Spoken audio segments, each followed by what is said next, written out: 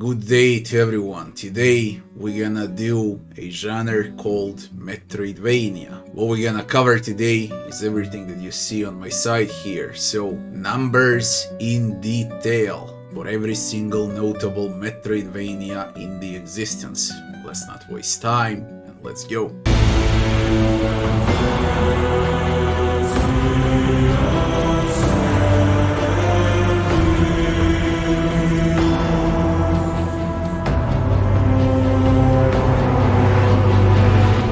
Today, we're diving deep into the world of Metroidvanias, those sprawling, interconnected 2D adventures that have captured our hearts and challenged our skills. I gathered the latest sale figures and competition statistics so you can see which games are dominating, which ones are niche games, and just how many players actually beat them. This is the entire Metroidvania Encyclopedia. Let's jump right in. First up, the crown jewel for many fans, Hollow Knight. Release date was on February 24th, 2017. Total copies sold are over 6.4 million. 17.2% of players finished the game. Percentage of players that finished on the hardest difficulty is 3.5%, the so-called Steel Soul achievement.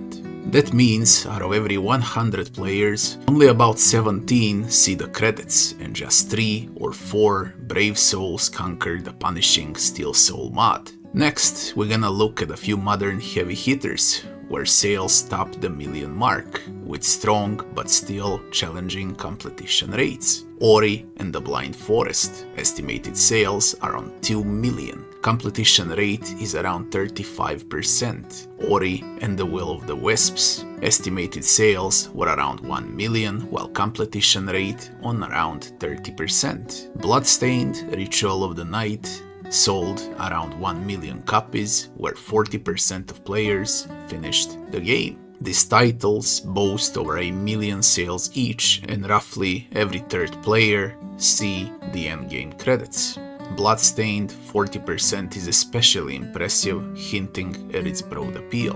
Niche and indie highlights now. Let's shine a light on some smaller scale or newer releases, those hidden gems that might have flown under your radar. Aeterna Noctis sold above 100,000 copies with estimated completion rate of only 15%. Very few people managed to finish Aeterna Noctis because this game is one of the hardest and longest Metroidvanias ever created. And it's also my personal favorite Metroidvania. Chasm, this indie sold around 150k copies with a completion rate of around 20%. And their Lilies, Quietus of the Nights, sold above 500k copies with completion rate on around 40%, which is very impressive.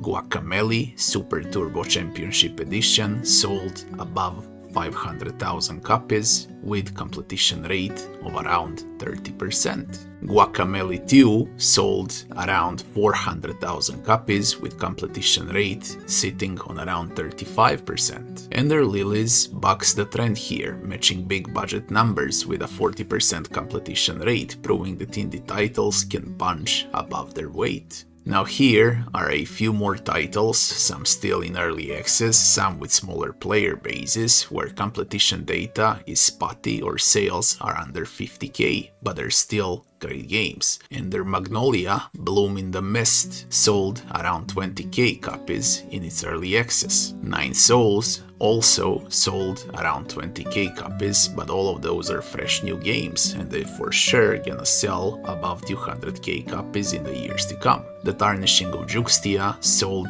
also less than 20k copies with around 20% completion rate. Bless Brigade vs. the Evil Legion of Dr. Creed sold less than 20k copies, and truth to be told, this game deserves far more, because it's a brilliant comedy and a very relaxing Metroidvania. Bronte Fishy Adventure sold around 40k copies with around 15% completion rate. These titles are in development or have very limited audiences, and completion rates for these titles is on around 20%, which also means that they're still finding their player base. Now let's not forget about the classics, games that laid the groundwork for the genre. Super Metroid, estimated sales above 1 million copies with completion rate on 50%. Metroid Fusion with again 1 million copies sold with around 30% completion rate. Castlevania Symphony of the Night with estimated sales over 1 million copies with over 50% completion rate. And at the end we got Metroid Dread,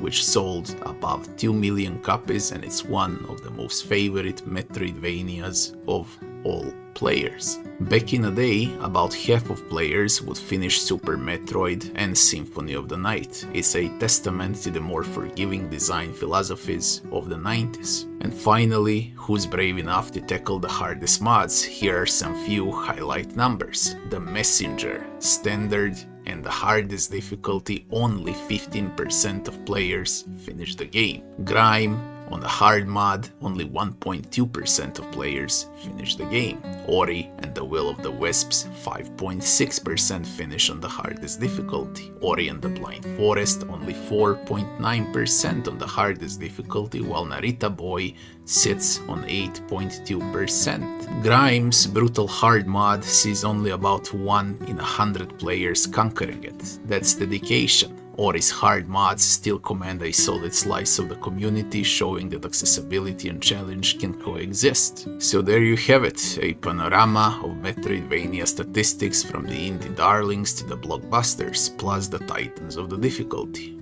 The Messenger. Estimated sales sit on around 500,000, while completion rate is on around 25% with a Messenger achievement.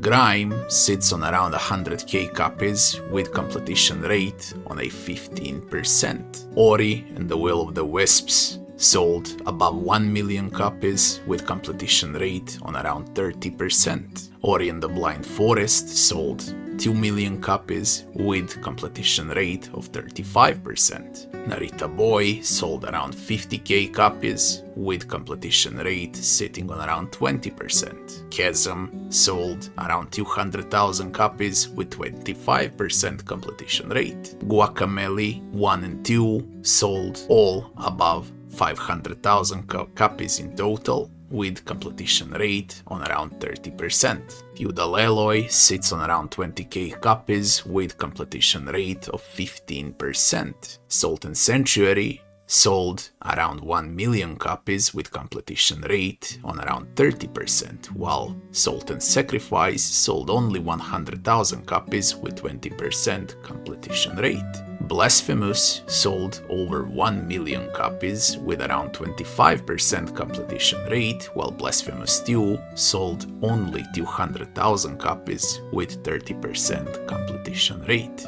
Way much weaker than its predecessor. Vigil, The Longest Night sold around 200,000 copies with 20% completion rate. Fist, Forge in the Shadow Torch sold around 300,000 copies with 10% completion rate. Tales of Iron sold around 200,000 copies with 30% completion rate. And their Lilies, Quietus of the Nights sold above 500,000 copies, and 40% of players managed to finish the game. Axiom Verge, the legendary Axiom Verge 1, sold above 500,000 copies with 50% completion rate, while Axiom Verge 2 sold only 100,000 copies with 30% completion rate. Moonscars sold around 50k copies with 25% completion rate, while the J Metroidvania Astlibra Revision sold around 100,000 copies with 30% completion rate. Go Song sold around 200,000 copies with 25% completion rate. The Last Case of Benedict Fox sold less than 20k copies, while completion rate sits on around 30%. 9 Years of Shadows sold around 25,000 copies with only 20% completion rate. The Night Witch sold around 35,000 copies with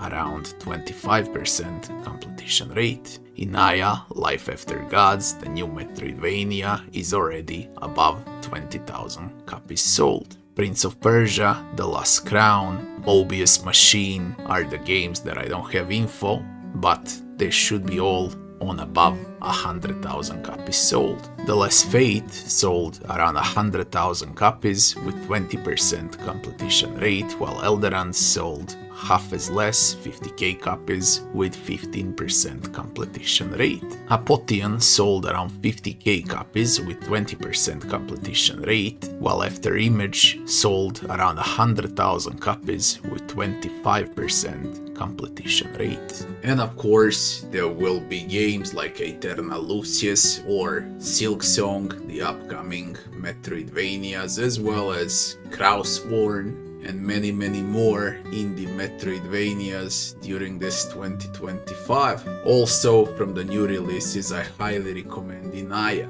Life Among Gods. Anyways, that would be the video. All of those Metroidvanias in numbers, a mini encyclopedia about Metroidvania genre. If you enjoyed the video, don't forget to like, share, and subscribe, and I'll be seeing you on the next one. Thanks for watching.